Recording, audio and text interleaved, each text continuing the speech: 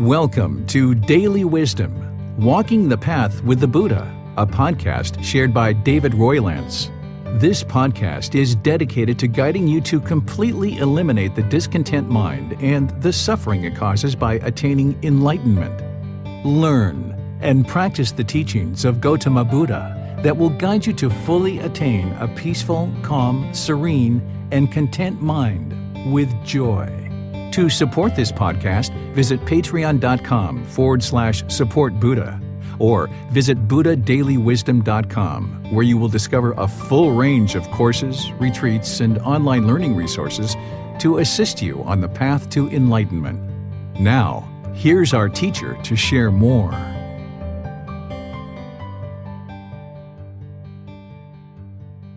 Sawadee Kap. Hello and welcome to Daily Wisdom, Walking the Path with the Buddha. I'm glad you joined us for today's class because this is part 2 of our meditation, developing your practice discussion that we started on Sunday, which is in chapter 11. And as we taught on Sunday and as we discussed as a class, there were a lot of good questions that got asked and got answered during the class. And it actually slipped my mind that I actually had one more important slide with a lot of different bullet points that I was going to share as part of our class on Sunday, but I didn't get to it. So therefore, I let the students know on Sunday that I would be including that content in today's class. So if you've tuned in for a loving kindness meditation class, you're in the right place. We are most likely going to be doing loving kindness meditation, but it all depends on the content that we share in today's class, because I am interested in honoring what I had set out to do on Sunday, which is share all the content from chapter 11 in the book, Developing a Life Practice, The Path That Leads to Enlightenment. And if you've read any amount of this book, you probably realize that this is actually the longest chapter in the entire book.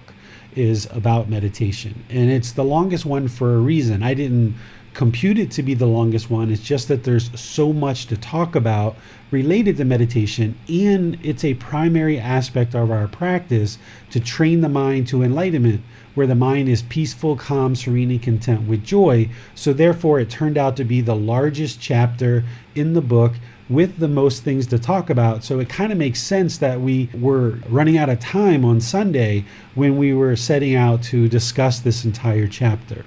So thank you for being here. Just like on all of our other classes, you're going to be able to ask questions as we go. So if you're in Facebook, YouTube, or Zoom, you can put your questions into the comment section, and our moderators, Manal and Bassam, will see that and be able to get your question asked during the class, and I'll be sure to answer it. And if you're in Zoom, you can electronically raise your hand and ask any questions that you have that way. And what I'd like to start out with is just kind of a brief, high level overview of what we discussed on Sunday, because there's some people who were in that class on Sunday who this will be a good kind of recap or reorientation of the mind, and then there's people who are also attending today's class that weren't in Sunday's class that will get some benefit here. So I would like to just kind of reorient you to what we talked about on Sunday, which is we first started out talking about meditation basics, about how meditation is a technique actively used to train the mind to eliminate or cultivate various qualities of mind during a dedicated, independent, purposeful training session. And this is offered as a definition of what meditation is to make it very clear, because sometimes in the world we think of meditation, or some people talk about meditation as exercise or walking the dog or gardening or going for a drive, and those things aren't meditation. So it was important in this chapter and in our talk on Sunday to be sure that we had a common definition of what is meditation. I talked about the benefits of a meditation teacher and why everyone who's really serious, dedicated, determined, and diligent on this path should have a teacher to learn not only meditation, but all the teachings of the Buddha. A practitioner would not be able to attain enlightenment without a teacher. There's only one type of individual that can do that, and that is a Buddha. That's one of the primary criteria that makes a Buddha, is that they can attain enlightenment on their own without the help or assistance of any other people. And the last known Buddha that existed in the world died over 2,500 years ago. So there hasn't been a Buddha since then that everyone is aware of. Therefore, you and everyone else who's really serious and dedicated on this path is going to need a meditation teacher. This is a big misunderstanding out in the world, that people think that through YouTube or reading a few books or chatting in a few Facebook groups, that somehow that's going to amount to detailed teaching and interaction with the teacher, somebody who really understands the path intimately and can help guide you on this path. Without a teacher, somebody would be essentially walking down a dark path in the jungle without a light. A meditation teacher or a teacher who's sharing the teachings of the Buddha, they're holding the light and they're helping you to see the path. And then that helps you to become more and more enlightened. So now you can walk on this independent journey. The meditation teacher, the teacher who's sharing the Buddhist teachings with you, they're not holding your hand. They're not with you every single second, but there's somebody that you can go to and seek guidance. Well, this is an independent journey. You need that guidance and someone that you can reach out to get support with books and videos and podcasts and online classes or in-person classes, personal interaction, and then you decide how much of that to seek. But without that, somebody would just be walking a dark path without a light. And then we talked about the 4 meditation positions: seated, lying, standing, and walking. And I walked through all the different scenarios of those, of how I use these, but then I encouraged you to use these and figure out for yourself what works best in what situations. So we started out with that. Then we went into some of Gotama Buddha's words on meditation, just some very basic, simple words like a pot without a stand is easy to tip over. Well, the mind is the pot. Tipping over the pot is the discontentedness that the mind experiences, the mind being shaken up. And the stand is your meditation practice. So without a stand, you wouldn't be able to attain enlightenment, once again, because you need that meditation practice to be nice and stable in order to support you and train the mind through to enlightenment. And then we talked about this other one as well. And then we talked about 4 different types of training that the Buddha discusses in terms of training the mind and meditation. And I mapped these in to the 4 different types of meditation that I teach and that are offered in chapter 11, showing you the breathing mindfulness meditation, exactly what you're eliminating and cultivating, loving kindness meditation, meditation to eliminate sexual cravings, and meditation to realize non-self. These 4 directly map into what the Buddha taught, and this is the reason why I teach them, because I know that these lead to enlightenment. Then we shared this, talking about eliminating sexual cravings and how to actually do that through looking at pictures while you're meditating and or doing the 32-part body meditation. Then we talked about the meditation to realize non-self. And one of the things I would like to mention here that I didn't mention on Sunday is this meditation. Not only is it a meditation that you're going to learn with a teacher, and a teacher is going to be giving you a whole lot of other things along with just this to realize non-self, but these are affirmations that you use just like loving kindness meditation, where when we meditate and we say, may I be peaceful, may I be well, may I be free of all discontentedness. And we do that on the out breath. These are affirmations that you also do on the out breath, and you do them repeatedly, one after another. So this meditation would be, I am not the body. Exhale. And then inhale, I am not the body. And just repeat that over and over, 3, 4, 5, 6, 8 times. I am not the body. I am not the body. It's in the mind. It's an affirmation that you're doing in the mind. And then you move to the next one. I am not the mind. And you do that 3, 4, 5, 6, 8 times on the out breath, just like we do with loving kindness meditation. And then there is no self. And then I do not exist.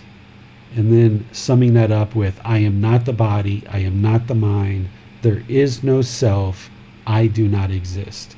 And you go through these over and over and over again, training the mind slowly to disassociate with this physical body or this mind as being a self. And there's other teachings as well that we share along with this. And you wouldn't be able to just do this right out of the box. You would need to have a well-established breathing mindfulness meditation practice, loving kindness meditation practice.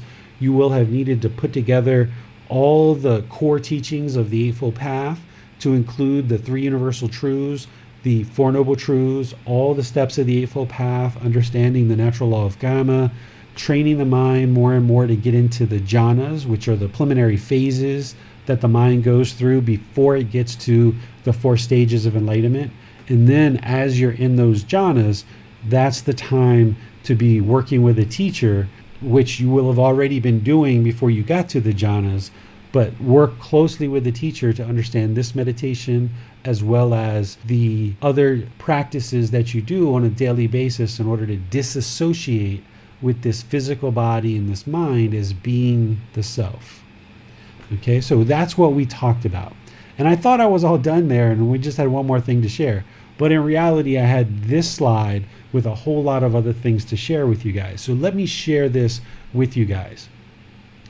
So once you understand the basics of meditation, once you understand the 4 types of meditation and the 4 positions of meditation, now it's time to go in and start talking about, well, how do you start meditation? How do you conduct an actual meditation session? Well, there's some things that you need to understand in all of this training of the mind. There's this physical body and there's this mind. Or we can say there's this form and there's this consciousness, right? In this consciousness or in this mind, there's decisions that are being made all the time. Each individual moment, we're making decisions. And some of those decisions that we're making are generating things like speech, or our bodily actions, or which job do we take, which livelihood do we have, right? Or if we apply right effort or not, or do we have awareness of mind, or do we have right concentration? The mind is the boss. In this body or this form, it's the employee. It's just following along. There's muscles, there's tendons, there's joints, there's all these different things, but the body by itself can't do anything. That's why once a person reaches death, the physical body just lays there because there's no consciousness that can control the body. So the body is the employee while the mind is the boss. So what we're doing in meditation is we're training the boss. We need to train the boss. This isn't always normal in most work environments, but in this situation, we need to go through the body in order to get to the boss.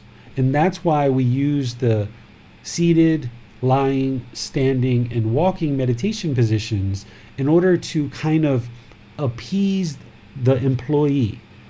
We're kind of helping the employee to be somewhat content. So when we sit on the floor and we cross our legs and then we make the body nice and erect, we're kind of appeasing the employee so that we can get to the boss, so that we can get to the mind. Where we would like the body to be comfortable but not luxurious. So if the body's kind of slouched and we're trying to meditate, the boss isn't paying attention because the employees are slacking off. The body's slacking off. It's complacent. So the boss is complacent.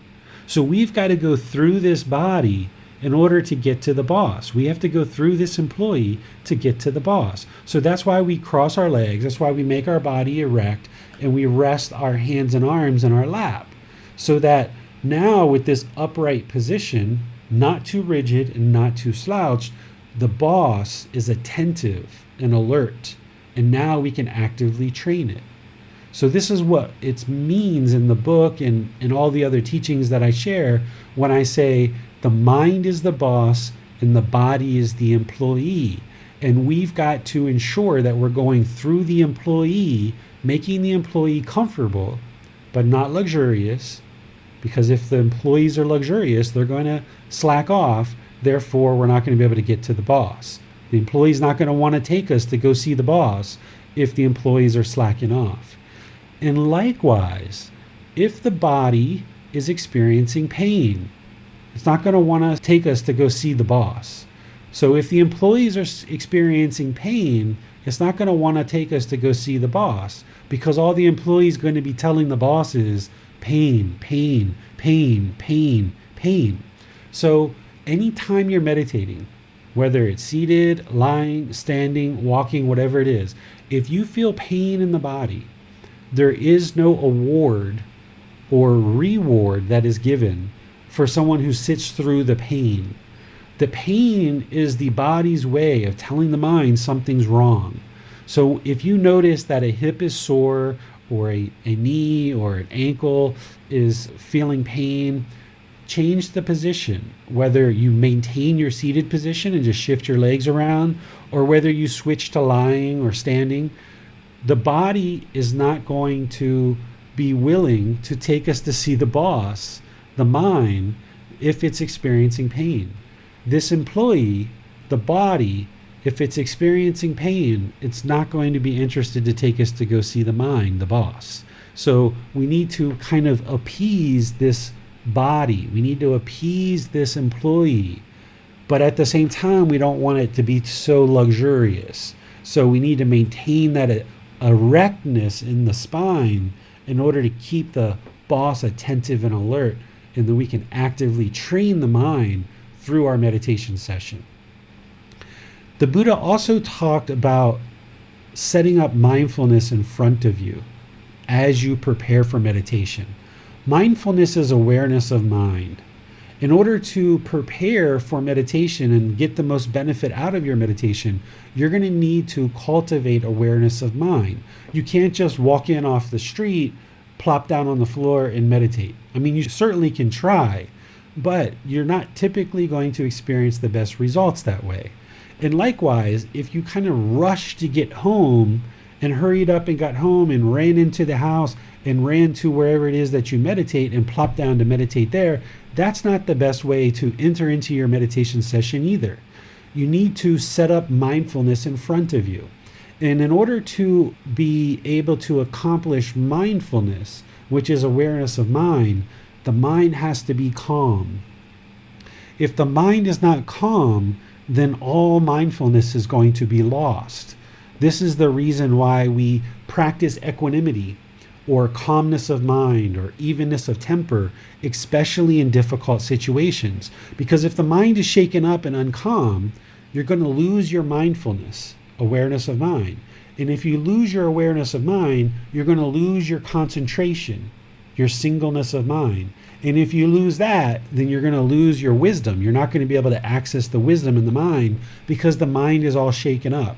This is a series of steps. The Buddha lays this out in so many words, and you can see the truth for yourself that when the mind is uncalm, the mind's going to be shaken up. So you're going to lose awareness of mind, which means you're going to lose your concentration, which means you're not going to be able to access the wisdom and make wise decisions. This is why when you're in a difficult situation, if the mind's shaken up and everything's scattered, it's hard for you to make a wise decision, and you might actually produce a decision that makes the situation worse than if you would have just trained the mind to be calm.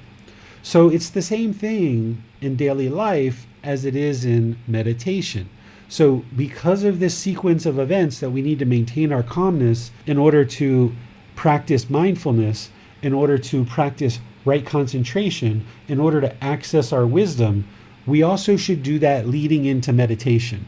You shouldn't just rush to go into meditation, and you shouldn't just walk in the door and plop down and try to meditate. Instead, you should set up mindfulness in front of you. This may include things like going to the bathroom, just something simple.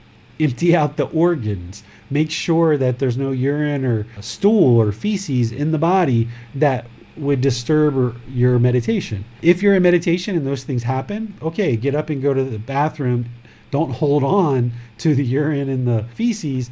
go to the bathroom, even if you need to disrupt your meditation. But if you go to empty the organs before meditation, then you're going to get a longer run of time where the body won't need to go to the bathroom. So this is part of appeasing that employee, appeasing the body. So something simple is going to the bathroom. Other things people might do is some people choose to do a little bit of stretching. Even if it's 2 minutes or 5 minutes or 10 minutes, do a little bit of yoga, a little bit of stretching. These aren't things that you have to do. These are just things that I'm suggesting to you that you might want to consider.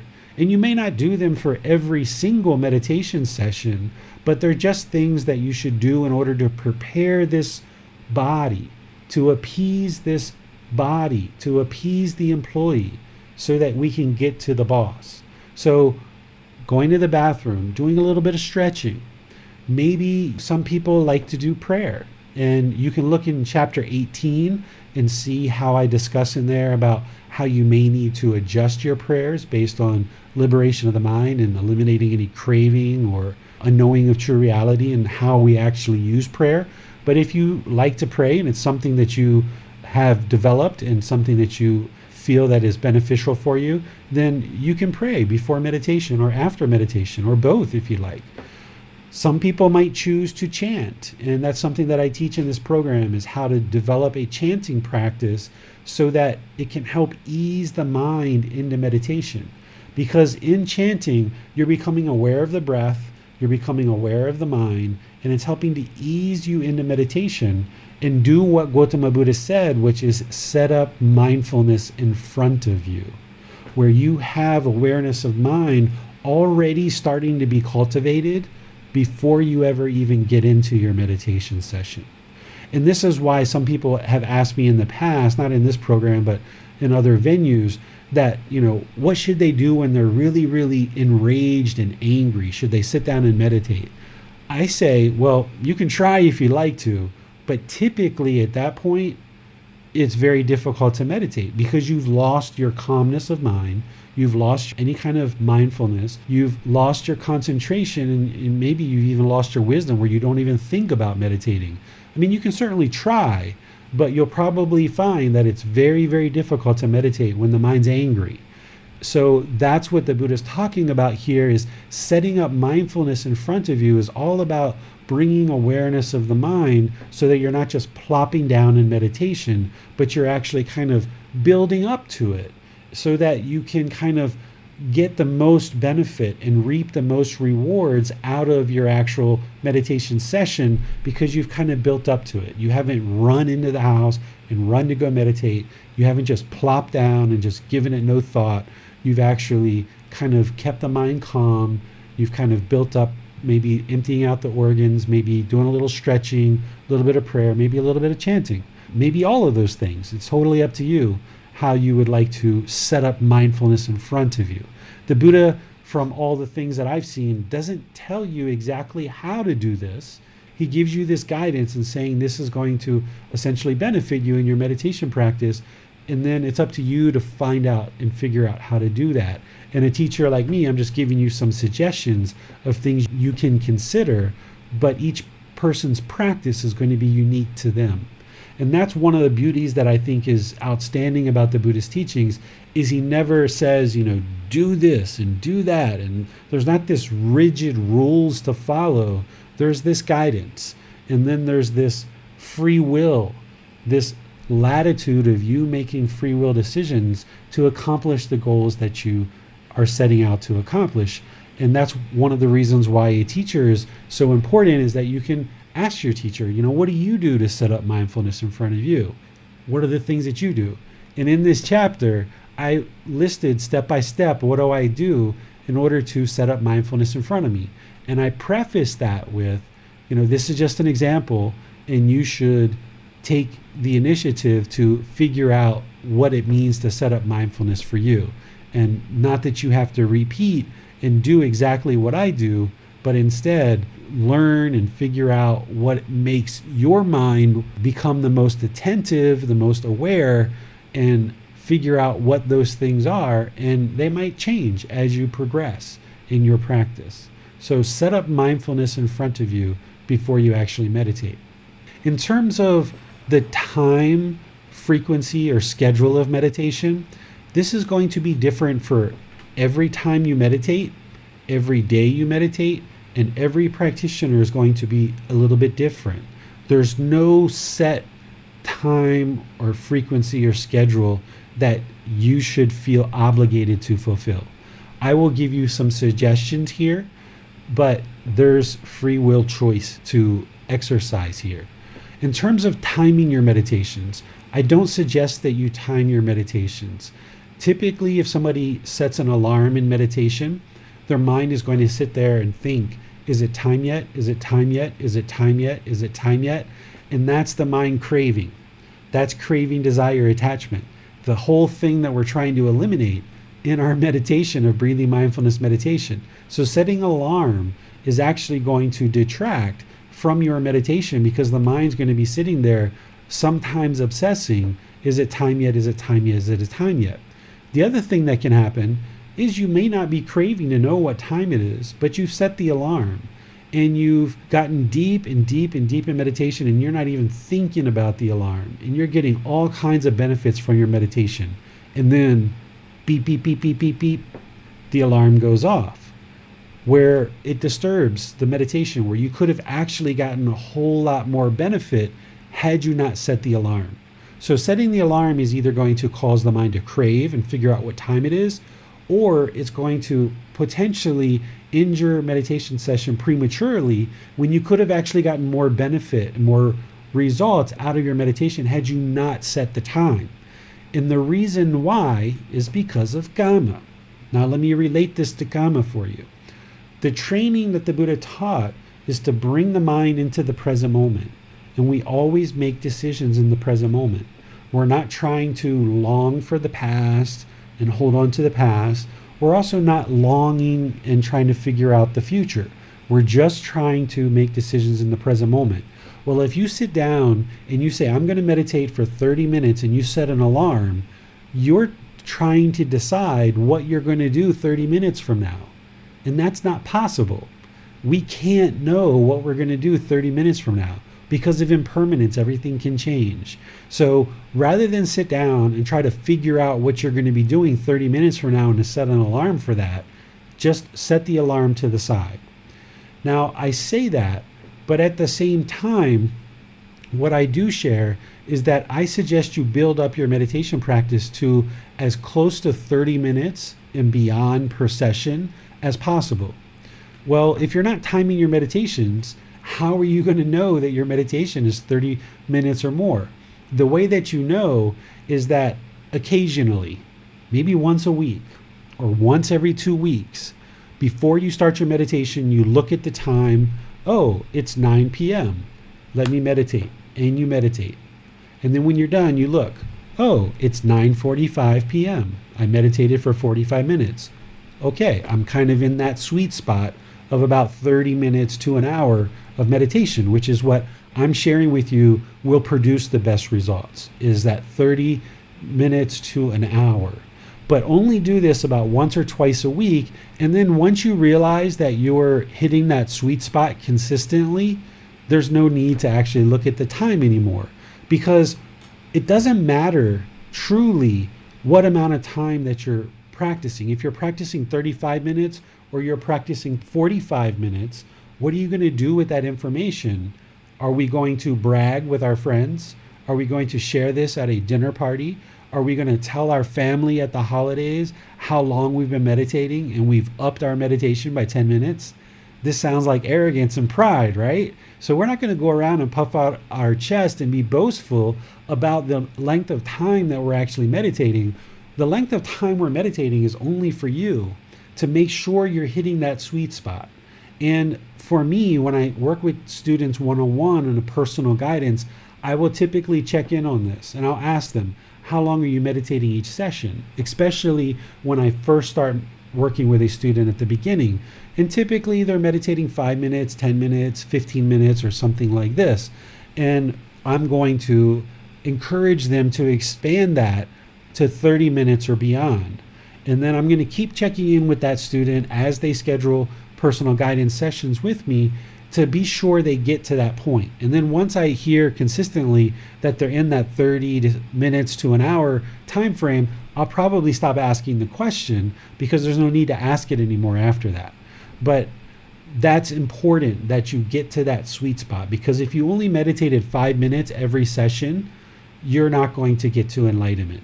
But if you start out there, and that's where you're starting, that's fine. You start out there, and then you gradually expand that more and more and more until you get to that sweet spot of 30 minutes to an hour. In terms of frequency, it's important that you build up to 2 to 3 meditation sessions a day. Gotama Buddha meditated 3 times a day, and that was morning, midday, and evening. There is no requirement to meditate at an exactly a certain time, like 6 a.m., 12 noon, and 6 p.m. or something like this. Or some people tell me they've been taught to meditate at exactly 3:30 a.m. and somehow there's some special thing that's going to happen at 3:30 a.m.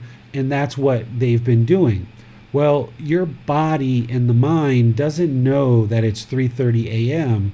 It just knows that it's awake and the body's functioning. So there's no specific time or rigid schedule that you have to come up with in terms of meditating at exactly the same time every day. That's not possible. Or even meditating at exactly the same frequency every day.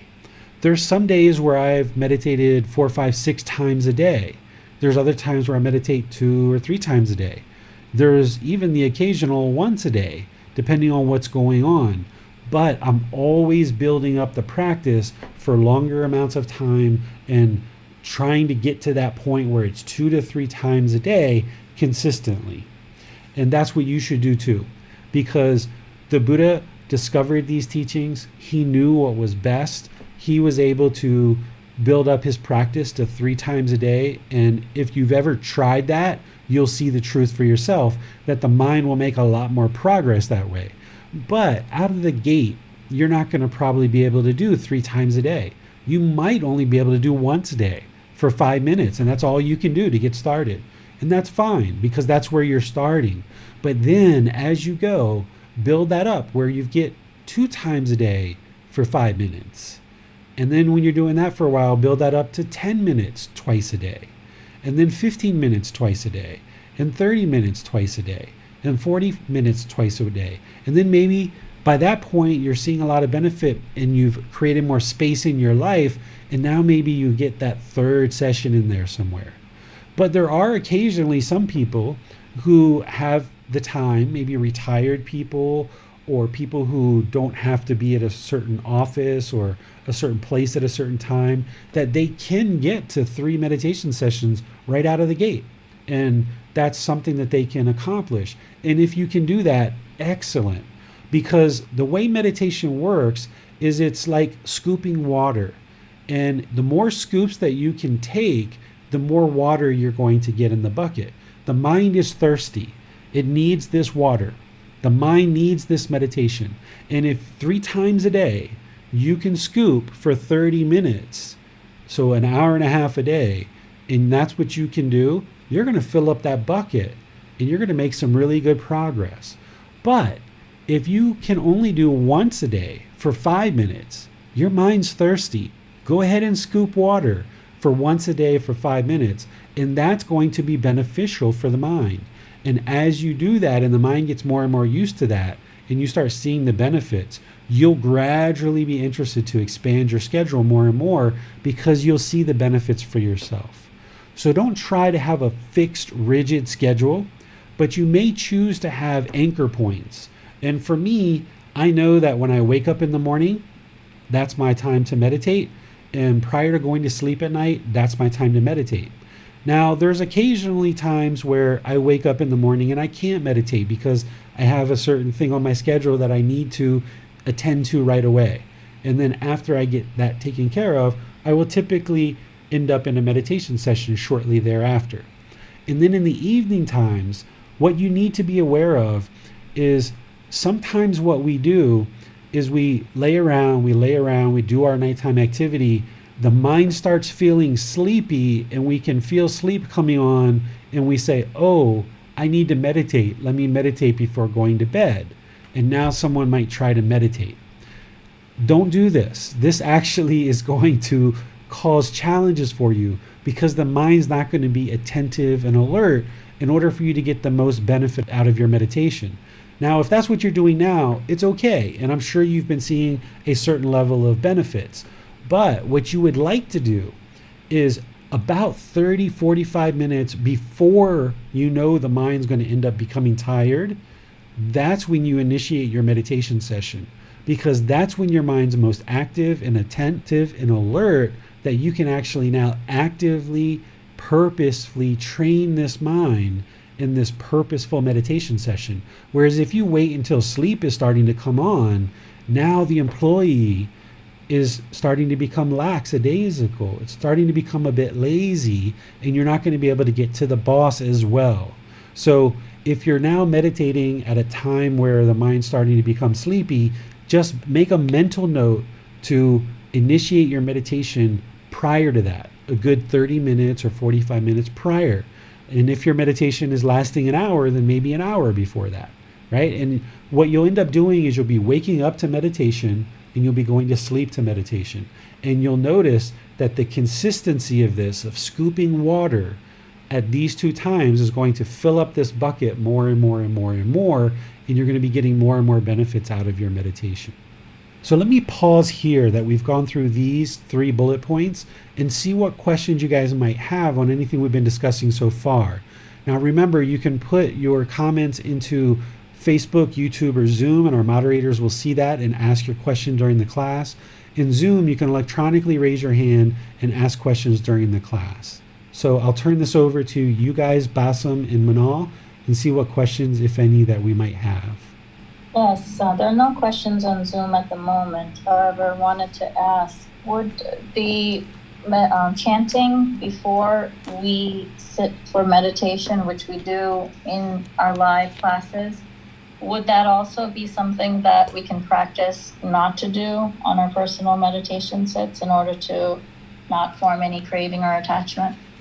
Yes. So I suggest that once you get kind of a 4, 6, 8 week meditation practice really well established, where you're having the initiative to start meditating, you meditate, your meditation becomes longer and longer and longer. Maybe you've brought in chanting and you kind of get into a certain flow, and you've kind of got your way of meditating. You've got a certain cushion, you've got a certain lighting that you like, you do it in a certain room. You may even have the chants that you're doing regularly, and this is kind of your way to meditate. Well, once you are seeing benefits there, and you're getting some really good benefits, and you're 6, 8 weeks, maybe even longer into this, and you're noticing some real good benefits, I suggest you start tweaking the variables a bit in order to ensure that the mind doesn't get attached to any one given thing. And maybe something that you should kind of test the mind on by introducing some impermanence is just change the room. If you're used to meditating in the same exact room all the time, switch to a different room in your house, or switch to meditating outside in your yard if you have a yard, or go to a park or something like this. Change the venue, okay? Then, but you still have your kind of home base, right? Like for me, I do the vast majority of my meditation in the room, in the bedroom where I sleep. And that's my home base. That's my primary place. But then I kind of go out and do meditation in other places to kind of test the mind and be sure it's not attached to the room, and make sure it's not attached to the pillows that I put under my rear. And then, just like you're saying, Manal, is mix up the chanting. Is sometimes chant, sometimes don't. Or sometimes chant before your meditation and sometimes don't chant afterwards. Or sometimes just go into meditation without chanting and maybe chant afterwards. Or sometimes just don't chant at all. But you introducing this impermanence into your meditation practice will train the mind to not be fixed and holding on to any one given thing. But I suggest you only change one variable at a time, because early in your practice, your mind's going to be highly defiled, it's going to have a lot of craving, desire, attachment. And if you change too many variables too quick, you may not get any kind of benefit or result from the actual meditation session. It might just kind of shake up the mind too much. So I suggest early on that you just change kind of one variable at a time. So if you're used to meditating in your room, like me, in the bedroom, and then you decide to start meditating at a park, keep doing that 2, 3, 4, 5, 6, 8 times until you get to a point where your meditation in the park is just as beneficial as it is when you're in your bedroom. And then when you've got that, now change to another location, maybe to a friend's house or your parents' house or another room in your house or something like that. And now you've got 3, 4, 5 different locations that you have been able to train the mind to be just as peaceful, calm, serene, and content with joy, and make just as much benefit in all these different venues. Now you know that the mind is not attached to the venue where you're meditating. And then if you end up meditating in one primary location most of the time, then you can do that still. And then after that, change the next variables, right? Change something else. And slowly, gradually, each one of these variables in your meditation, kind of play with them, so to speak, and see that your mind is not attached to any one particular thing. Okay, thank you. And also, you mentioned the usage of an alarm clock during meditation. My question is, if I don't have a strong enough volition to, or practice to sit to meditate during the day, but I set an alarm to remind myself, every twice a day or 3 times a day or once a day, just to mentally go into the mind frame of sitting to meditate, being reminded to go ahead and sit. Is that an okay tool at this point, or Sure. should I develop my own volition on my own enough that I don't really need to do that alarm? Ultimately, you would like to get to the point where you have your own volition or your own choices, your own decision, and you just know to do it every day. That's ultimately what you would like to get to, that your mind just wouldn't leave the house without brushing your teeth, and you wouldn't start your day or you wouldn't end your day without doing some meditation. But in the meantime, if you need a tool like an alarm clock to remind you, there's no harm in that whatsoever. And likewise, when I say don't use an alarm clock, that's like the general guidance. But there's some people who are meditating in the morning and they've got to be at work at a certain time. And if they didn't set an alarm clock, they might end up creating some unwholesome results for themselves, some unwholesome karma, that they would show up to work late and maybe lose their job. So even though I say like the best case is to not use an alarm clock, there's going to be people in the world that do need to set an alarm clock for their meditation. So maybe in the morning, Monday through Friday, if that's when you're working, you set an alarm clock while you're meditating because you know you only have 30 minutes and that's what you've got. And you're going to do that and set an alarm clock. But then in the middle of the day or maybe in the evening or on the weekends, you don't have those same time constraints. Those are the times you should work to get away from the alarm clock.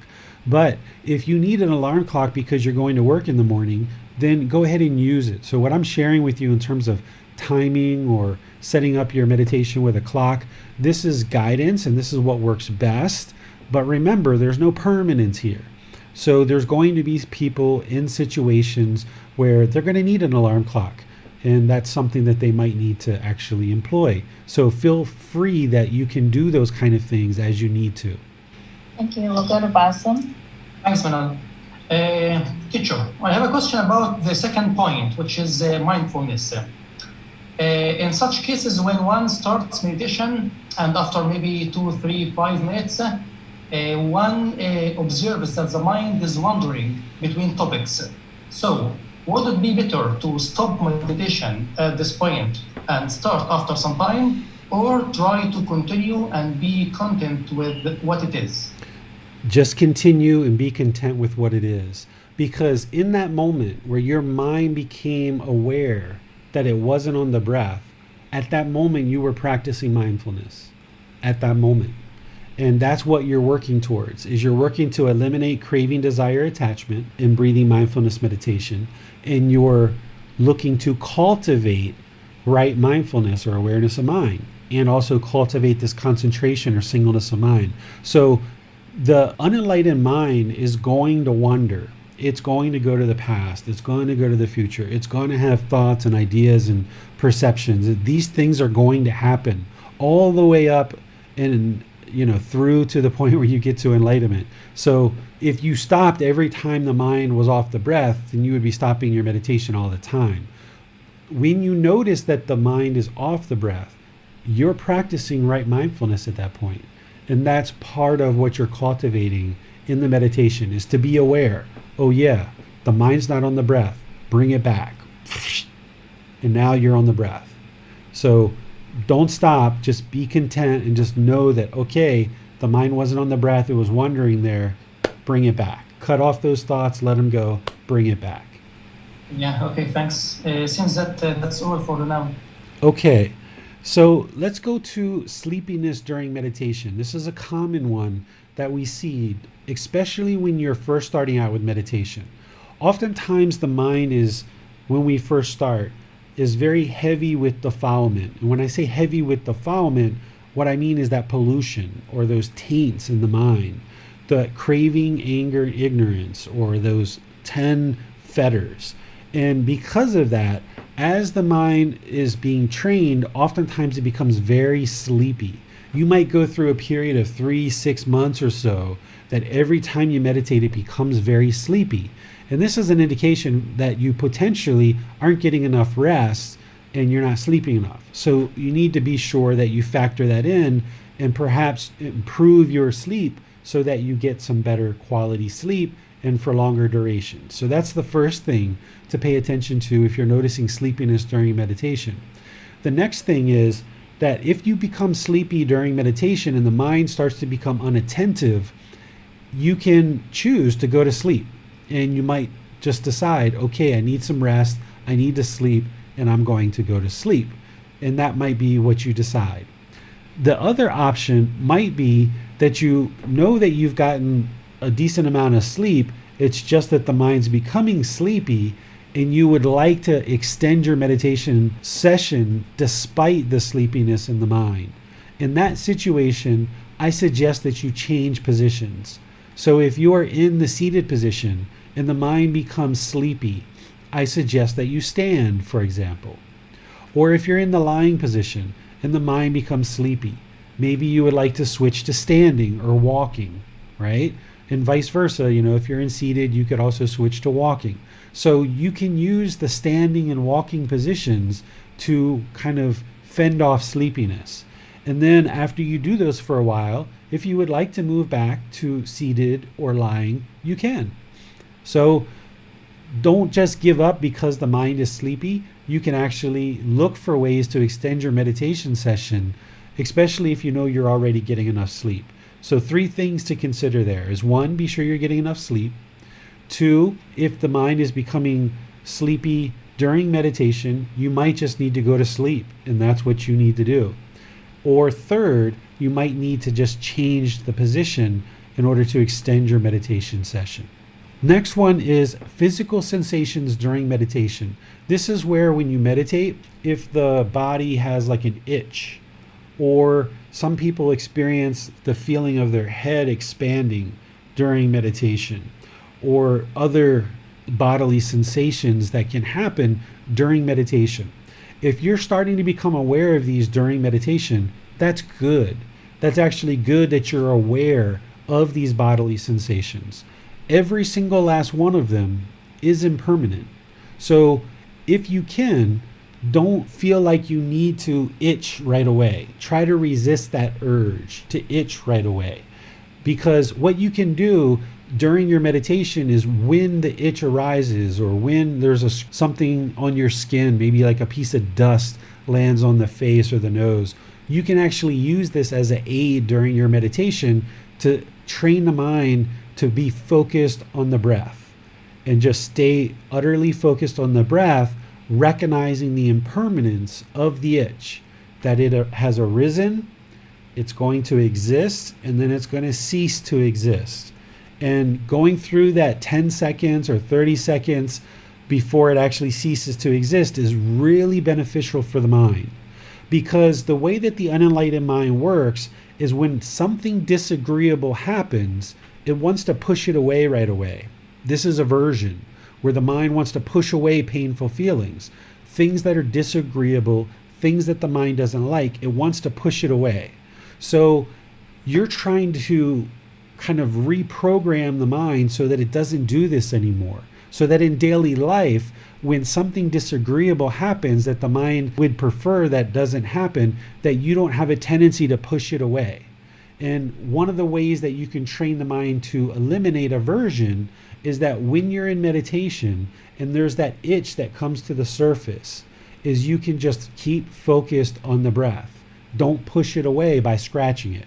Or if a fly comes around and starts bothering the mind, or the way that this is really happening is the mind is bothered by the fly, right? The fly isn't truly bothering the mind is bothered by the fly.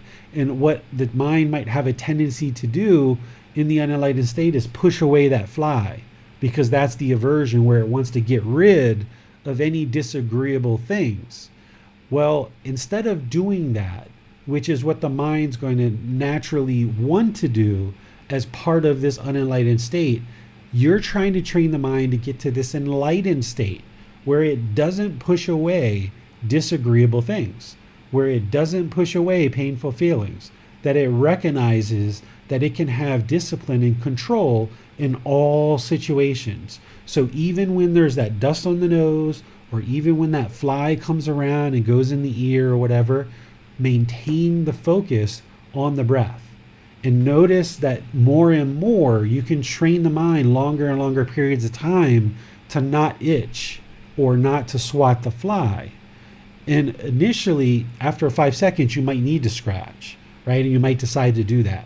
But the next time that happens, try to extend it longer and longer and longer, where you can go the whole life cycle of the scratch or the itch, and you don't actually have to itch it.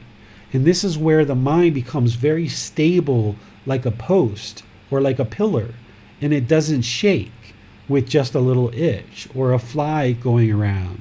Or if your children or your dog comes in and scratches at the door or scratches you or licks you or something like that. If the light goes on, or you hear a big thing of thunder, or somebody outside honks their horn, or you hear a kid laughing or playing or screaming outside while you're meditating.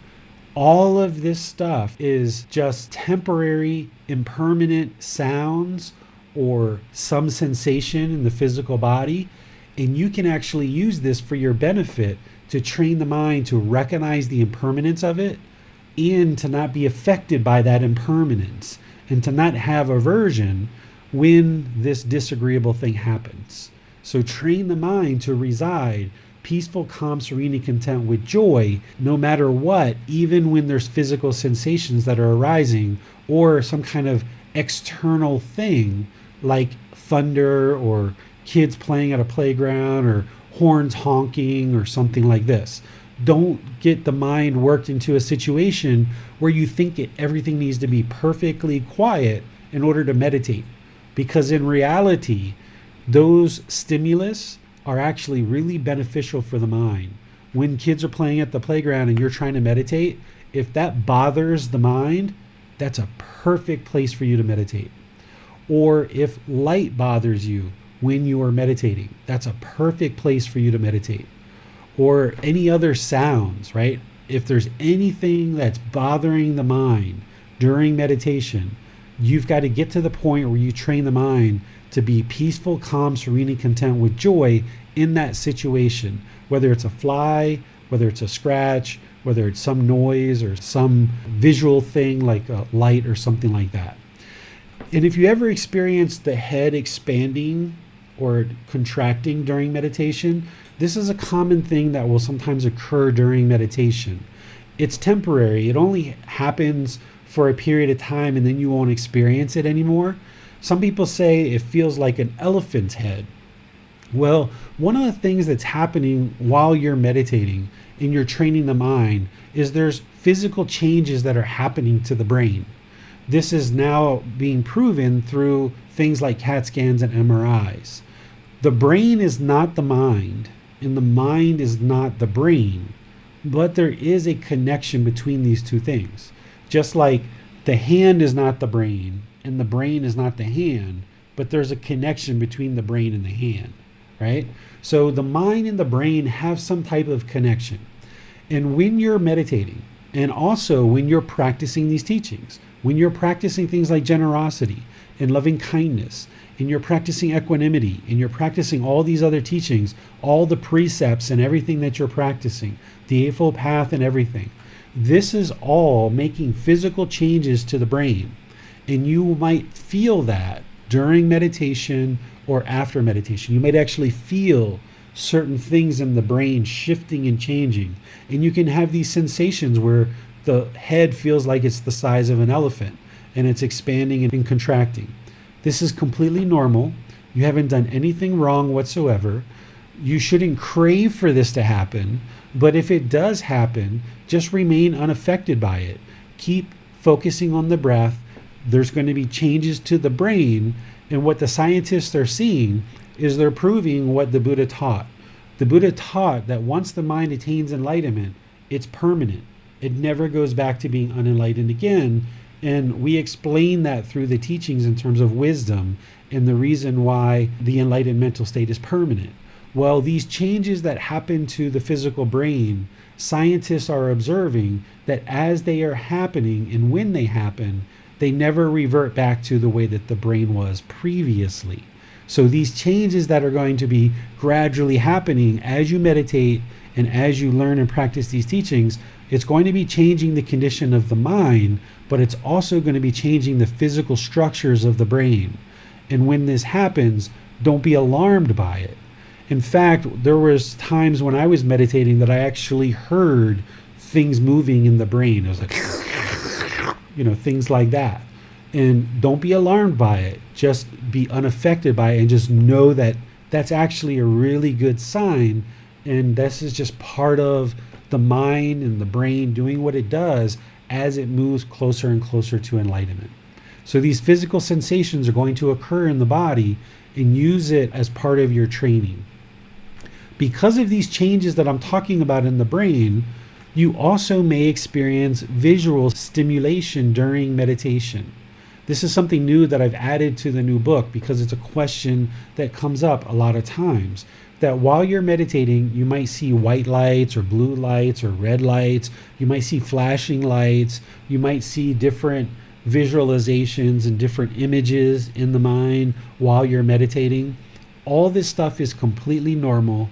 This is the mind kind of emptying out and kind of unraveling, getting to a better and better place. And it's just completely normal. It happens. There's nothing to be alarmed about.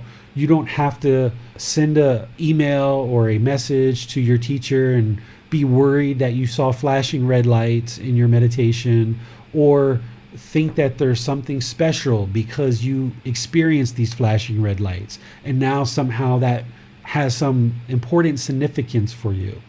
This is just normal. It's just common. It's regular.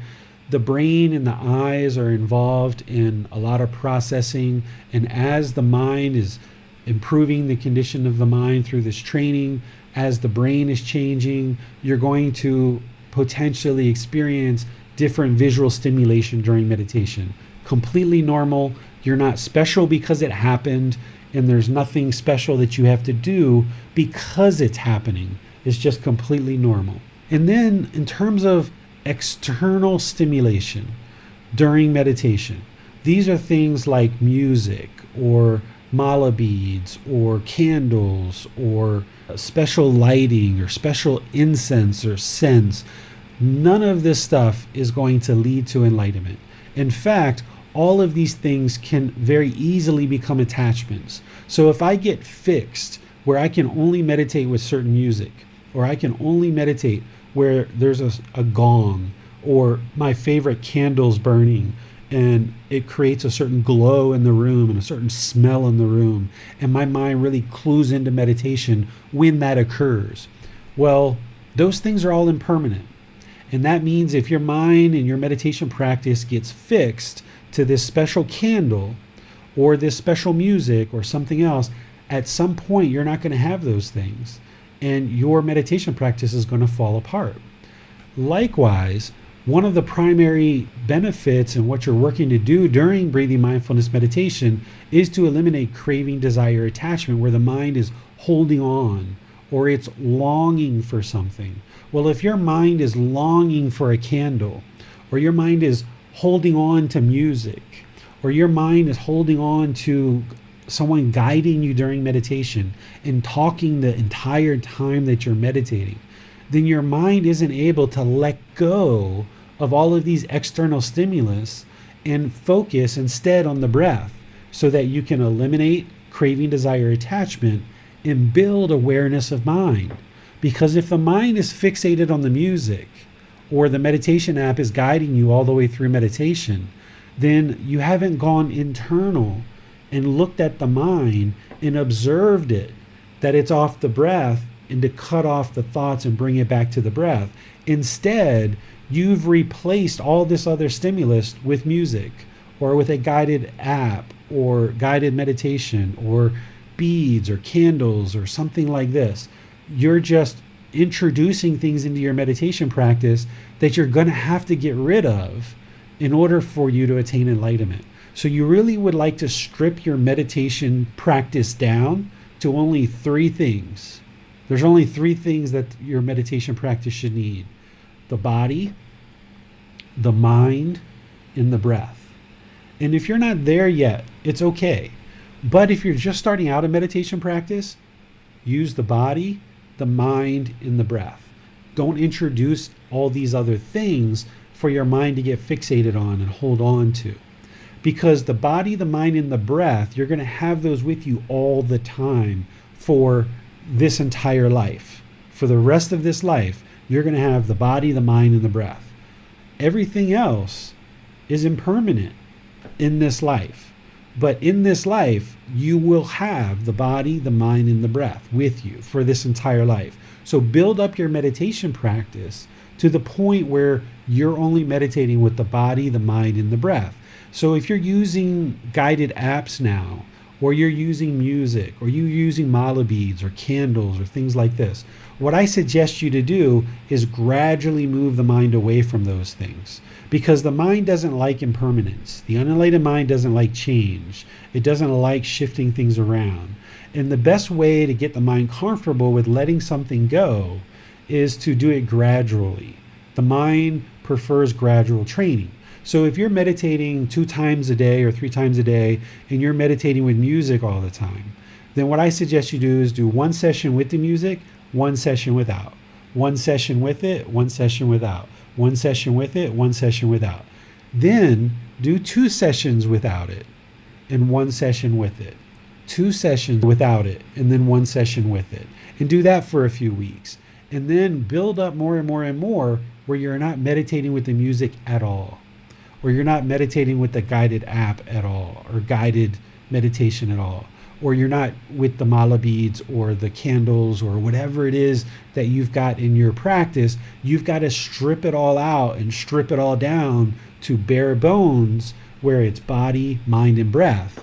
And this will serve you really, really well, because if you're traveling in the mountains of Thailand, or if you're sitting on a 24-hour airplane flight, or if you're laying in a hospital bed somewhere, you can always meditate, because you've got the body, the mind, and the breath. You don't need anything else. And this way you can build up a consistent meditation practice where you're meditating consistently 2 or 3 times a day. But if your mind is attached to a special cushion, or a special lighting, or a special candle, or a special scent, or special music, that means you're only going to be able to meditate when those conditions exist. So I suggest that you don't introduce those things into your meditation practice if you're not currently using them. And if you are currently using them, gradually move your mind away from them. Now, with that said, that should be 80 or 90% of your meditation practice. The body, the mind, and the breath. 80 to 90% of your practice. If 10 or 20% of your practice is going out to a gong meditation with a group, and that's creating community and bringing you together with other people who are on the path and kind of invigorating the mind with a different type of meditation that's going to kind of ignite your meditation practice that you're doing 80 or 90% of the time on your own with just body, mind, and breath, then go do it. Or if every once in a while you would like to light a candle while you're meditating, go for it. It's not that you can't do these things that I'm sharing. It's that you would like to first strip your meditation practice down to bare bones, where it's just body, mind, and breath. Do that for an extended period of time, get lots and lots of benefit out of it, develop that practice and really stabilize it. And once you do, then if every once in a while, 10, 20% of the time, you introduce something like a gong meditation with a group or going out somewhere and meditating with a group somewhere, then go ahead and do that, because that can actually invigorate your meditation practice. But your primary practice should be 2 to 3 times a day for 30 to 60 minutes per session. And you should be doing this 2 to 3 times a day with just body, mind, and breath, just you alone, and moving that around in different venues so you're changing up the variables of sound and lighting and other things like this.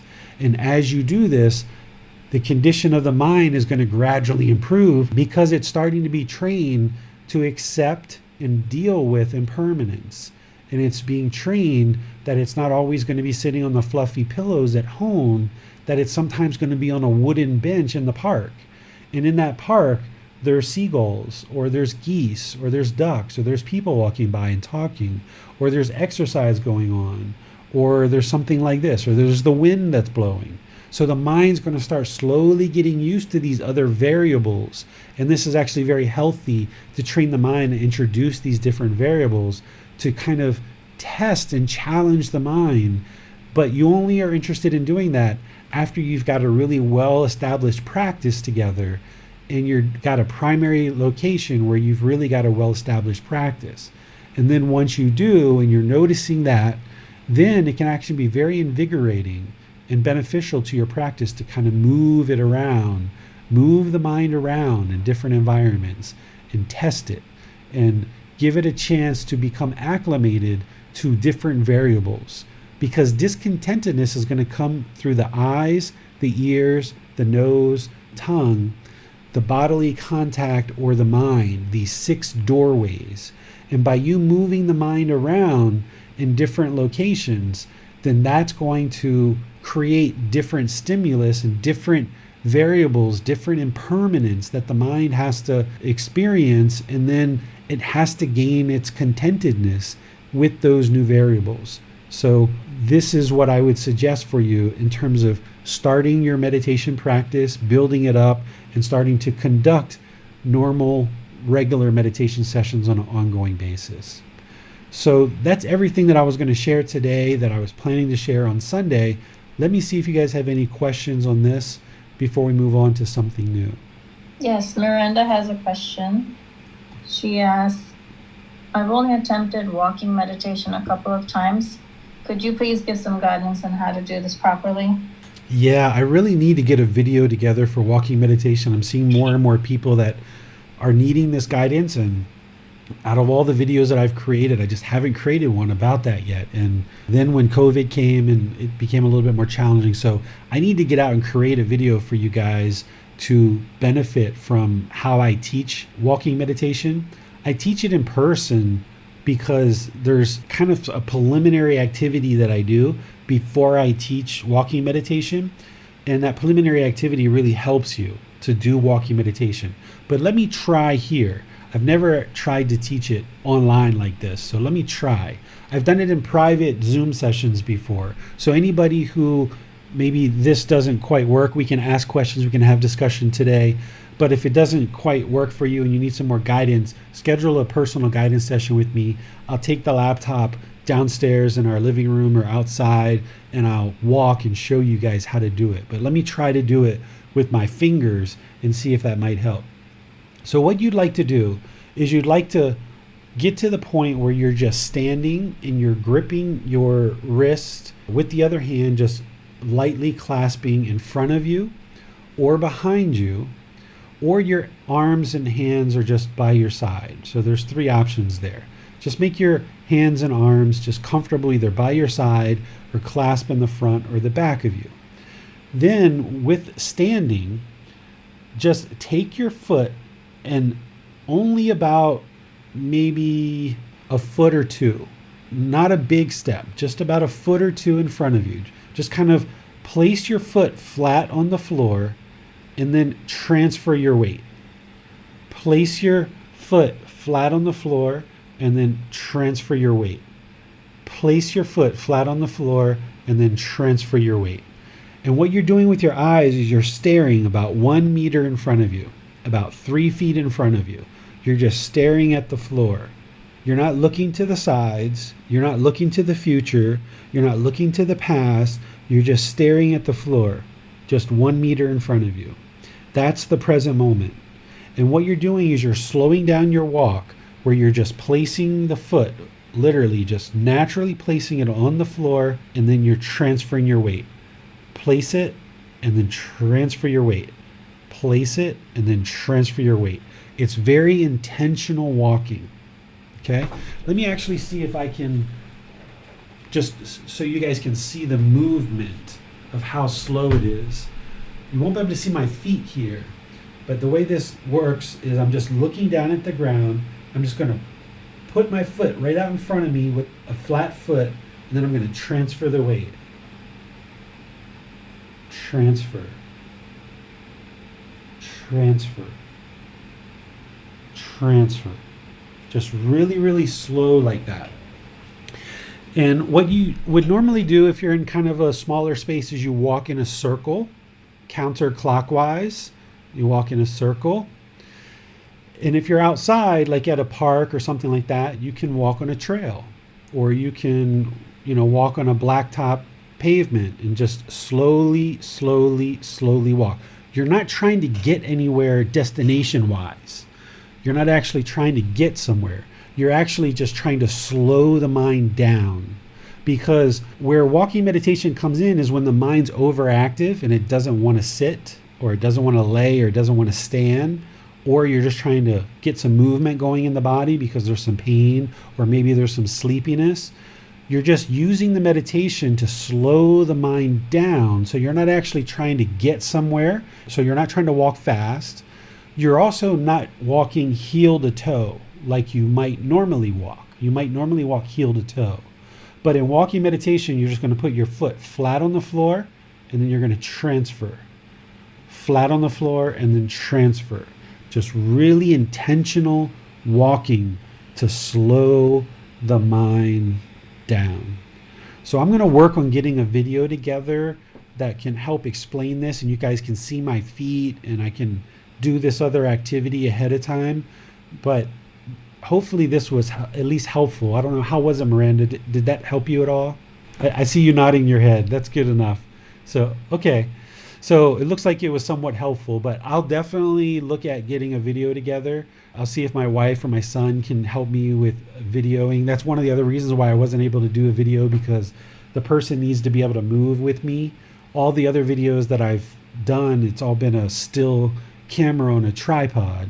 So I really need to get this video together, because walking meditation is very important for your practice, and it can really help an overactive mind to slow down. It can really help to get the energy out and kind of stabilize the mind. It can really help during sleepiness, if there's sleepiness, or if there's any pain in the body and the mind is experiencing pain. Or you might introduce it as impermanence. If you're meditating right now 100% of the time in seated position, then you're going to need to change your position in order to kind of introduce some impermanence into your meditation practice and get it comfortable. So walking meditation or lying or standing might be a little bit of impermanence that you need to introduce. So never allow the mind to get fixated or latched on or holding on to anything whatsoever. even in your meditation practice. Introduce different variables to let the mind see that I'm never going to let you ever get latched on to anything at all, because when you get latched on, that's when the painful feelings are going to come. When you get latched onto your children or your husband or your wife or your partner or your car or your job or your favorite clothes or your favorite food, as soon as the mind latches on and holds on, you're setting yourself up for failure. There's going to be painful feelings at some point. You might get pleasant feelings, and that's why you want to latch on. But because of those pleasant feelings, at some point there's going to be painful feelings. So don't even allow the mind to get latched on to anything in meditation. No music, no candles, no gongs, no mala beads, no particular position or particular location. And once you train the mind and you strip it down to the body, the mind, and the breath, then, like I mentioned, if you would like to introduce these things every once in a while, it's okay, because you've already trained the mind to let go of those things and you know that it's not attached to them. But you won't know that until you strip your practice down to the bare bones. Miranda comments, okay, I understand. Thank you, sir. My body-mind tends to be like a little ball of energy, and sitting for meditation can be difficult. I understand your explanation. Thank you for the guidance.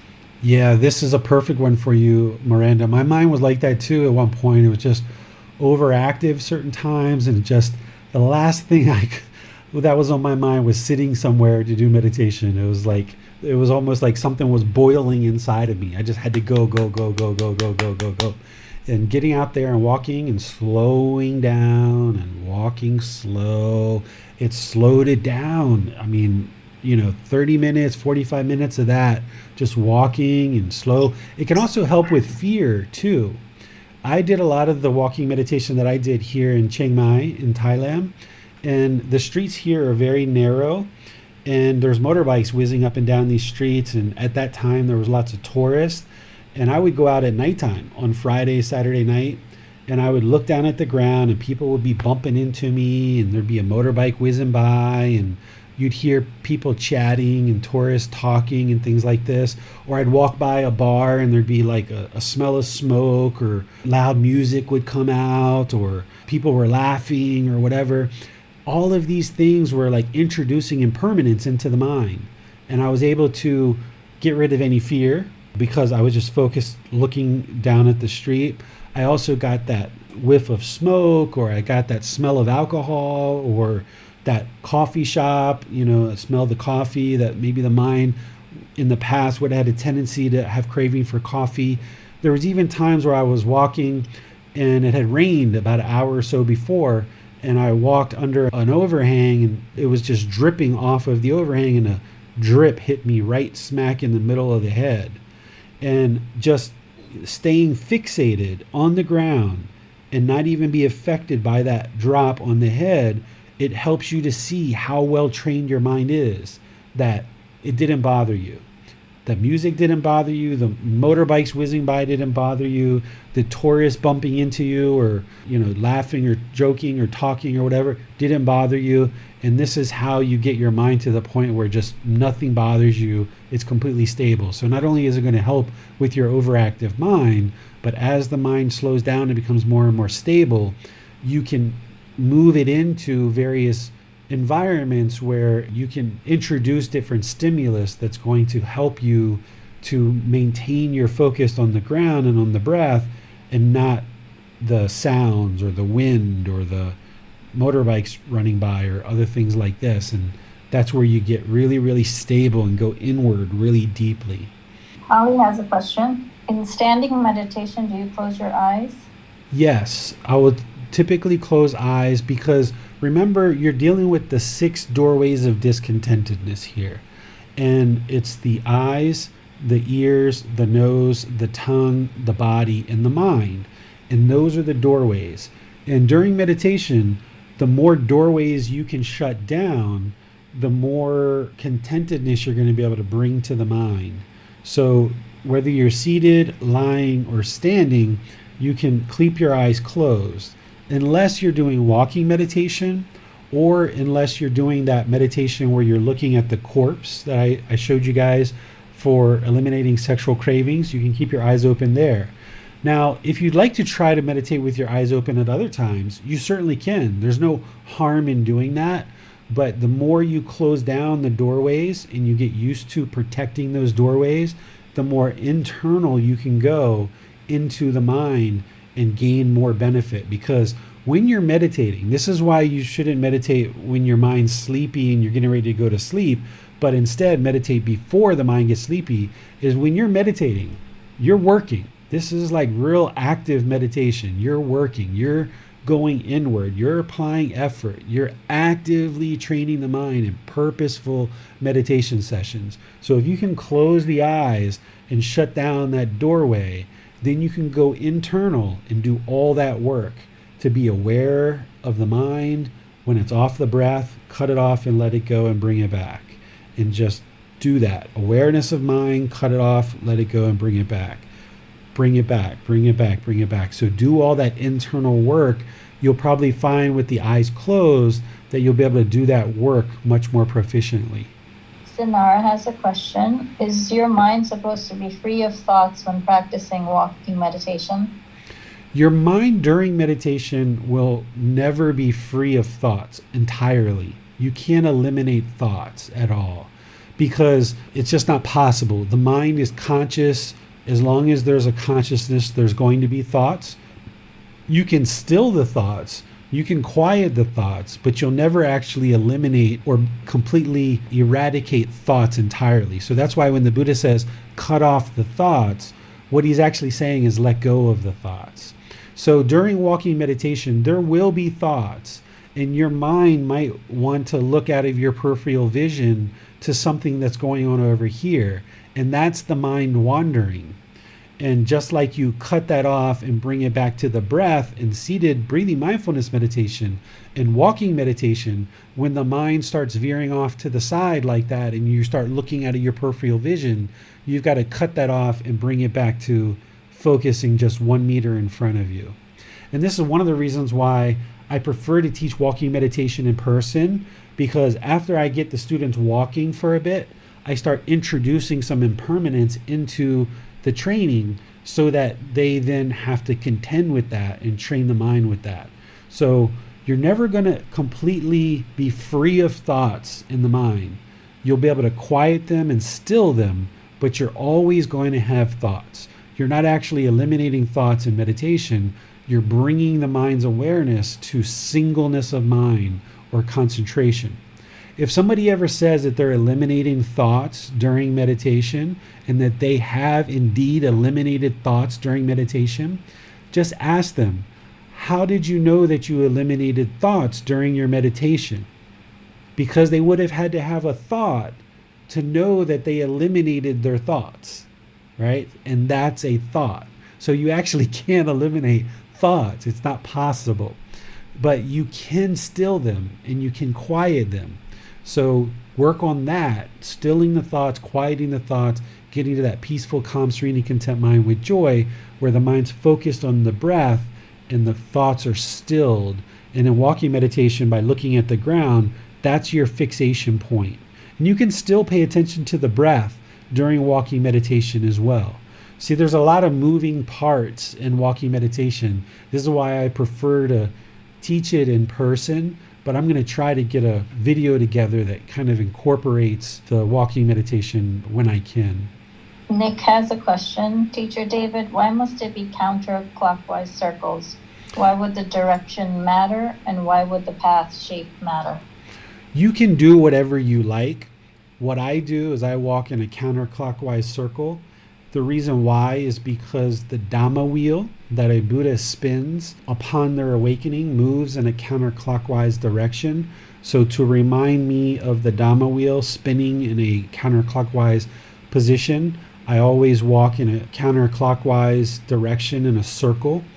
What I see some people doing is I see them walk 5 or 10 meters in a straight line, and then they'll turn, and then they'll turn, and then they'll walk that 5 or 10 meters, then they'll turn, then they'll turn, and then they'll walk again. I've done this before and I don't prefer that. I think that the stopping and the turning is counterproductive, because what I noticed during walking meditation is by walking in a continuous circle, it's almost like pouring your thoughts out. It's like emptying the mind out. It's like pouring that bucket of water out. And by walking in a circle, it helps to empty the mind. And I don't prefer to walk back and forth, back and forth, back and forth. I haven't found any benefit in that whatsoever, but I found significant benefit in walking counterclockwise in a circle. And when I was doing it in the city, it was like a 2 to 4 block radius that I was walking in this circle. When I do it in our village, it's about a 600 meter circle. When I do it in my house, it's about a 10 or 15 meter circle inside my house. Or when I do it at the temple, it's a 20 or 30 minute circle. But I'm always doing it in a circle counterclockwise, and that's what I found to work best. Now you can try different ways. Do what I share, but also do it other ways too, and see what works best for you, because you've got to see the truth. This is the truth that I know that works for me, but you shouldn't believe me like I've shared in other classes. Is do counterclockwise in a circle, do that for a week or 2 or 3, and see what benefits you get from that.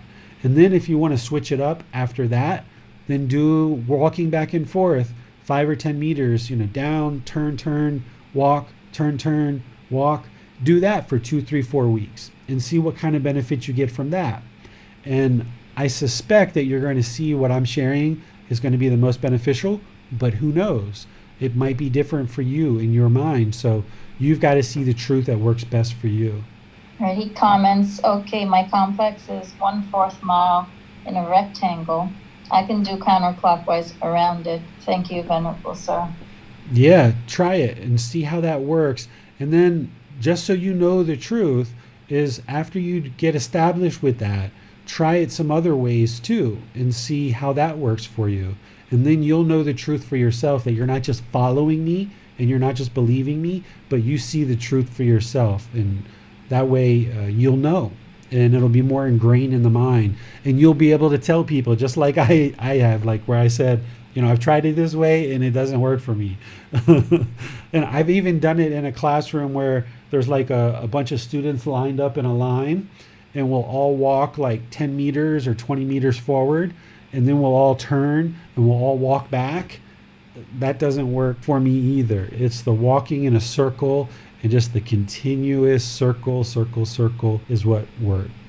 Holly also asked, do you think walking a labyrinth is as effective as just walking the circle? What's a labyrinth? I don't know what that is. A labyrinth is a built-in meditation path. It's made for walking meditation, but it's built so that you enter and then you follow the path, and it kind of weaves in and out in different, there are lots of different shapes, and you end up in the center, and then you come out you repeat it backwards to come back to the exit. And it's made for walking meditations. They have them everywhere. So I just wondered if you thought that would be as effective. You can still do the same process of looking down and walking slowly. You're just kind of following a path that's already put out for you. Yeah, you can try it. I've never seen one of those. What I see here in Thailand is they will have a straight path, which is about 5 or 10 meters long, and it's almost like a military lined up on a line, or like maybe like a horseshoe court, right? Where there's like something like that. Yeah, I've never seen one of those. You could try it. You could try it, Holly, and see what you get. Test it out. Get established with what I'm sharing with you and see whether that works for you. And then from there, if you would like to dabble and kind of mix it up and try some impermanence, introducing some impermanence, try some different things and see what is working for you. Or if what I'm sharing with you isn't working, connect back with me and say, David, I've tried what you shared, walking in a circle counterclockwise. This isn't working for me. I would like to get some clarification to see if I'm doing it, based on what you shared. Make sure you get that down first, and that you really clearly understand that. And then once you do, and you're seeing benefits with it, then introduce some other things. But here in Thailand, what they do is they have these little tracks that are like 5 or 10 meters long, and they just walk back and forth, back and forth, back and forth, back and forth. But there's other places that do walk in circles the way that I'm describing.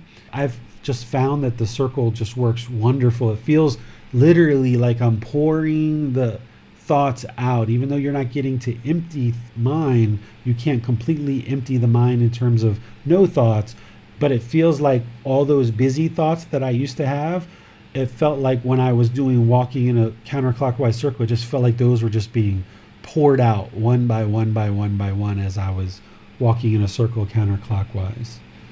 There are no more questions on Zoom. Okay. How about you, Bassam? Do you have any questions on Facebook or YouTube? Actually, no more questions on Facebook or YouTube for now. Okay. You had a question that you were going to ask before class. Looking at the time, we probably aren't going to have time for meditation today. Why don't you go ahead and ask any questions that you guys have about any part of the path, not necessarily meditation, but just anything at all. And I think Bassam had a question about Gamma, if I remember correctly. Yeah. Actually, my question was about what I can understand as for now about karma, that it's cause and result. So when there is a need for a Buddha appears. So from 2000 years ago, there was no need for a Buddha. That's why there was no Buddha from 2000 years ago. What I know that Jesus Christ could attain the second stage of enlightenment, mostly on his own. I don't think that the teachings of Gotama Buddha reached the Middle East where Jesus Christ lived. So what would be the case if Jesus Christ could attain enlightenment on his own at that part of time? There was no need for a Buddha. Right, so Jesus Christ, in my view, attained the second stage of enlightenment. He didn't attain enlightenment. He was only at the second stage. And the reason why I say that is because a person at the second stage of enlightenment would have eliminated the first three fetters, which is personal existence view, wrong grasp of behavior and observances, and doubt about the teachings. But they would have only thinned sensual desire and ill will. They would still have a bit of hatred, anger.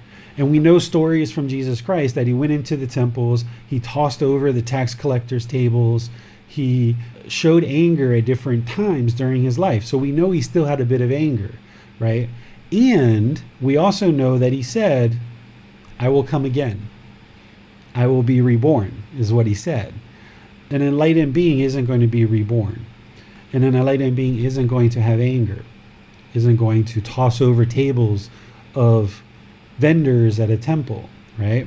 So that's why I say that Jesus Christ, it looked to me, based on what I know about what I just shared and some other things that I know that I'm not sharing, that Jesus Christ attained the second stage of enlightenment during that lifetime. He wasn't a Buddha. He wasn't a fully, perfectly enlightened Buddha. That's why he got murdered during his lifetime. That's why his teachings aren't as clear as a Buddha. A Buddha's teachings are going to be very clear, very concise, very direct, and are going to lead exactly to the destination that they teach, which is enlightenment. What Jesus Christ was teaching was what he referred to as the Holy Spirit, as the ultimate goal of the teachings, which if you look at the Holy Spirit and you look at enlightenment, they're very similar in terms of what the end result is, but the path and how it's described is a little bit different in terms of Jesus putting God as a more central focus and Buddha not, and kind of saying, hey, as a practitioner, you can accomplish this on your own. Jesus's objective was to convince people that there's only one God. That was his objective, that he essentially set out, and he accomplished that because prior to his life and during Gotama Buddha's lifetime, there were multiple gods being worshipped. And when Jesus came along and started performing all these miracles to convince people who he was, and then said, hey, there's only one God, he pretty much convinced the vast majority of the world that there's only one God, if you have any understanding of God at all. There are some people in the world that either don't believe in God at all or that still believe in multiple gods. But in terms of before Jesus' life and after his life, there's an enormous number of people that believe that there's only one God, comparison to prior to his life. So he accomplished his goal, which was to convince people that there was only one God, convincing the vast majority of the people. But Jesus wasn't an actual Buddha. During the lifetime of Gotama Buddha, we know that he was a Buddha because he met all three primary criteria of what a Buddha is, and he met all the other criteria as well. But the three primary criteria are that he attained enlightenment on his own, full enlightenment, right? Jesus didn't attain full enlightenment. He, in my view, was only at the second stage. Gotama Buddha attained full enlightenment on his own. So that's the first criteria of what makes a Buddha a Buddha.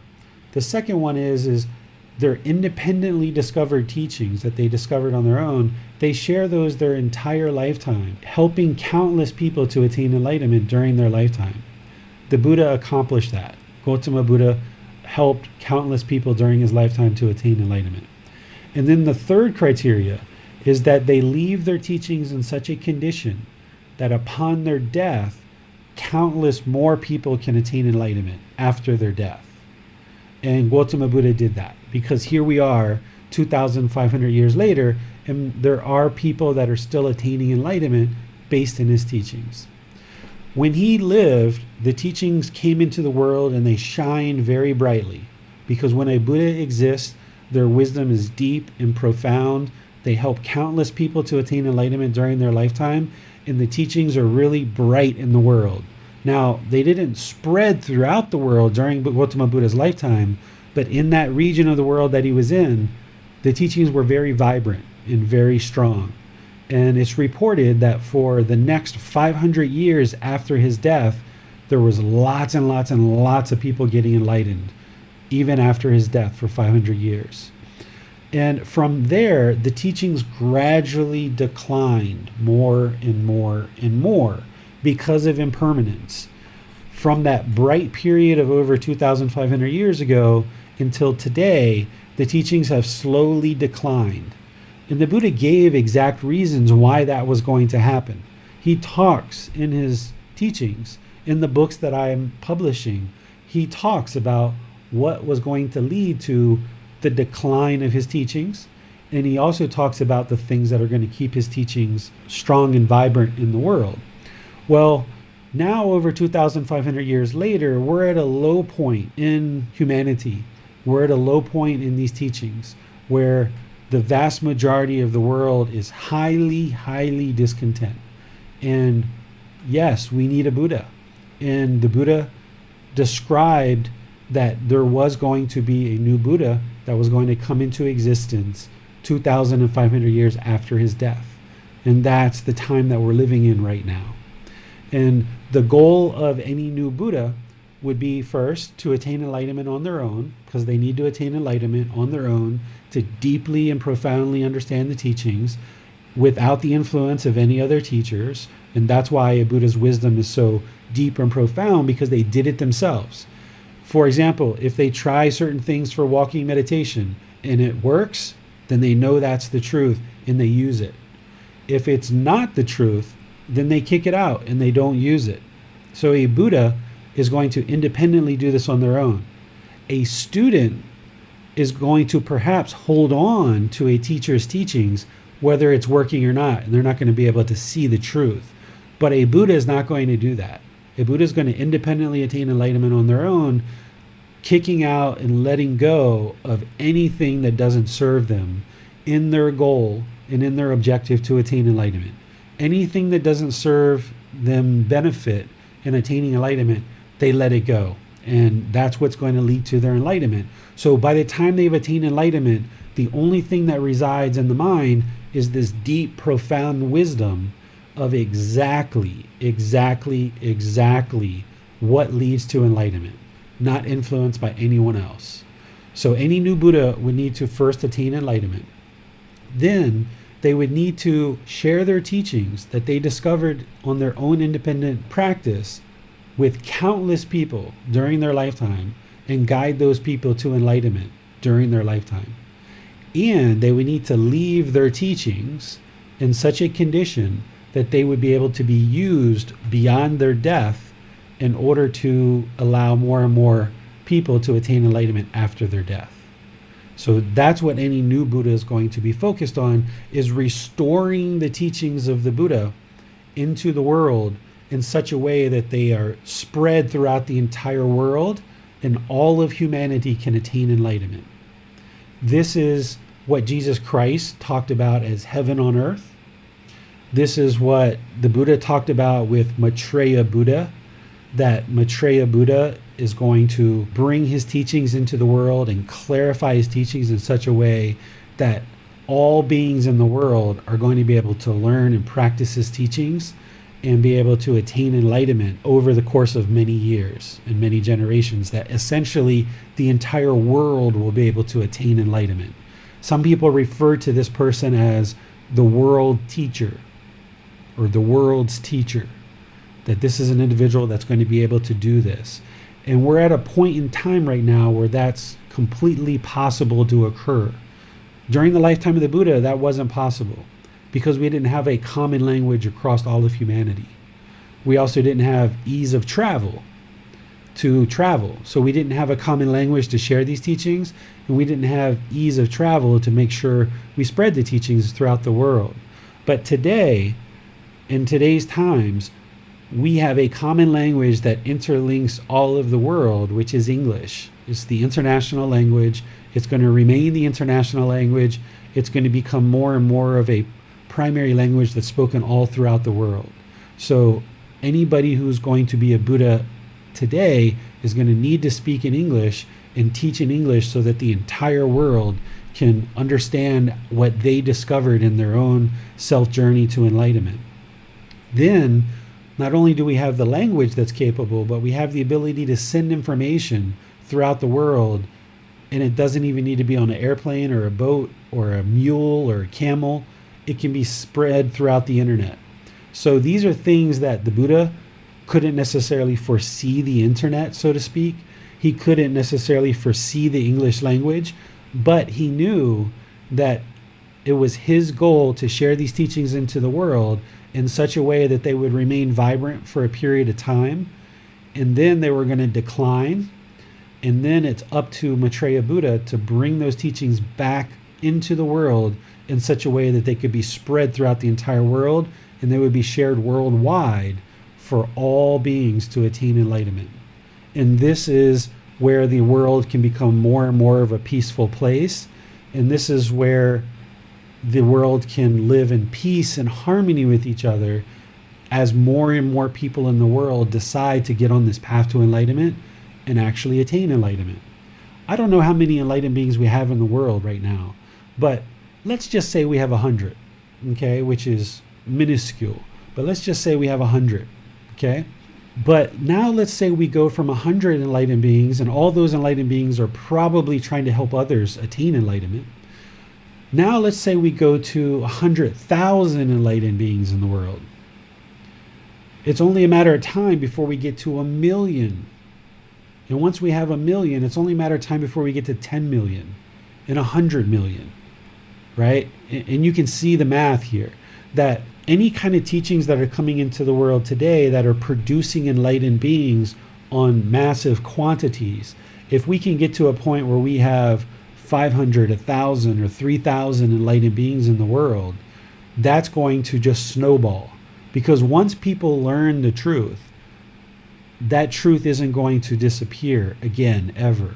Because the teachings will be captured in the English language, they will be shared widely, they will be shared in books and audio and video and things like this, and there'll be people who care to make sure that those teachings continue in the world. Because we know what happens when they don't continue in the world goes like this. So any Buddha that comes into the world today is going to bring the teachings back into the world and help them shine in the world in such a way that everybody and anybody can learn them, practice them, and attain enlightenment bringing the world to world peace. And this would be a world teacher who's capable of doing that. And this is the time frame that the Buddha said that that would happen. Yeah, very clear. Thanks, teacher. You're welcome. Other questions? No more questions on Facebook or YouTube or maybe Zoom. There are none on Zoom. Okay. So thank you guys for sticking around for today's class. Thank you for understanding that I couldn't teach everything on Sunday that I needed to teach in order to share meditation with you guys. Now I realize from this class that it's going to take 2 classes probably to teach this, where in the past I was able to teach it all in one class period.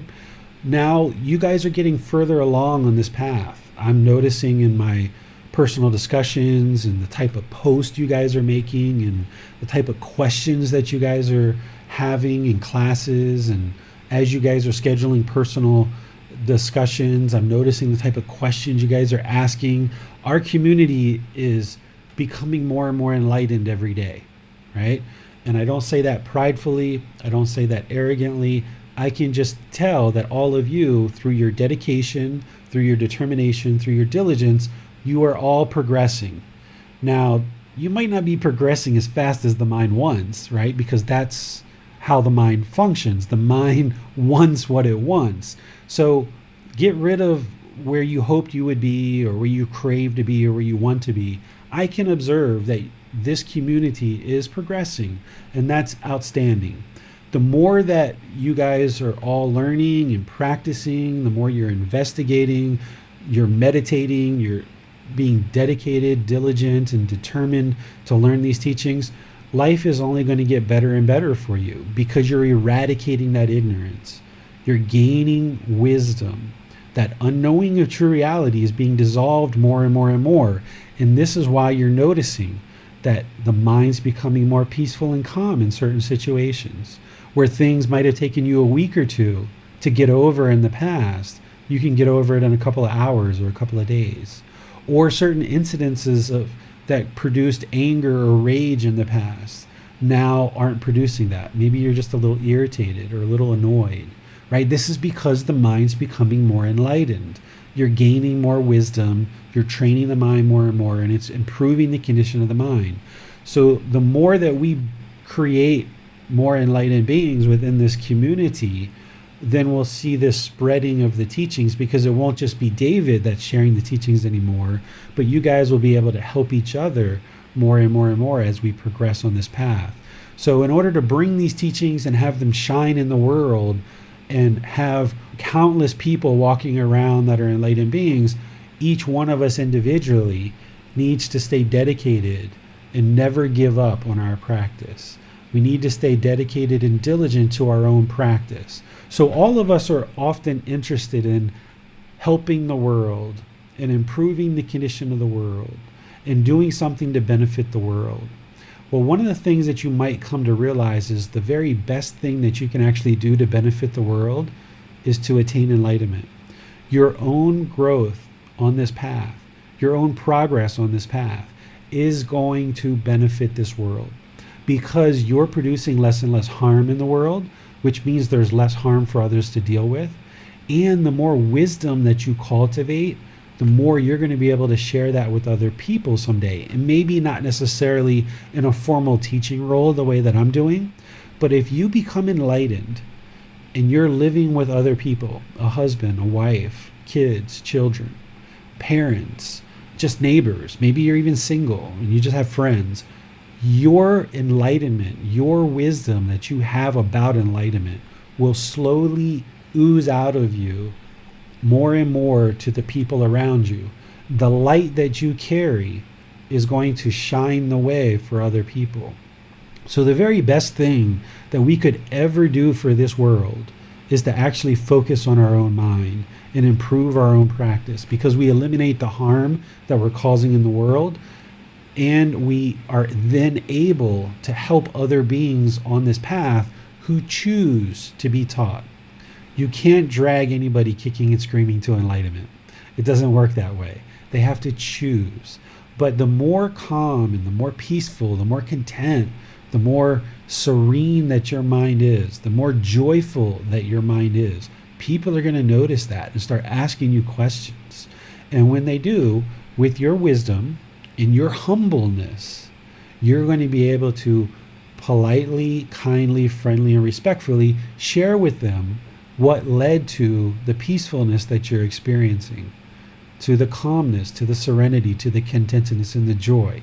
Because an enlightened being may or may not ever take up a formal teaching role, but even if they don't take up a formal teaching role, they will still understand the teachings deeply, that they would be able to assist others who might ask questions. So you'll be able to help your partner, you'll be able to help your children, you'll be able to help your parents and your neighbors and other people who are close around you as they choose and as they're interested to learn. So by focusing on your own enlightenment, it's the absolute best thing you could ever do for yourself, those close to you, and all of humanity. So the more that you do that, the better. So thank you all for your dedication to learning, reflecting, and practicing these teachings, because the more that we all do this individually, as a group, we're laying the foundation for these teachings to come into the world in such a vibrant way that more and more people can attain enlightenment, and we'll see the world gradually become a more and more and more peaceful place.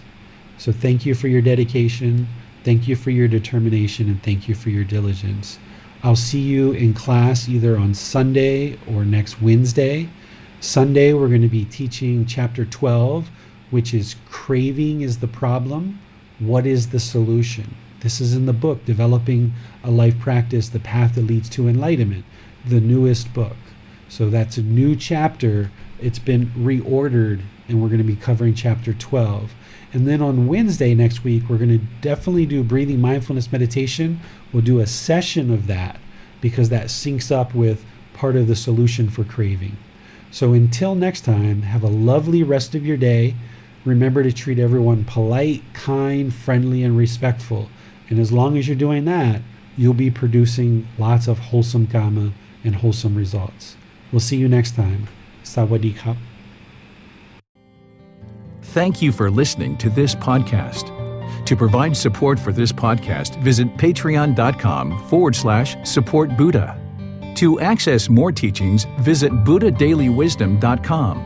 There, you will discover a full range of courses, retreats, and online resources to assist you on the path to enlightenment. Remember to establish a daily, consistent meditation practice, along with learning and practicing these teachings. A well-developed meditation practice is the foundation in which to train the mind to attain enlightenment.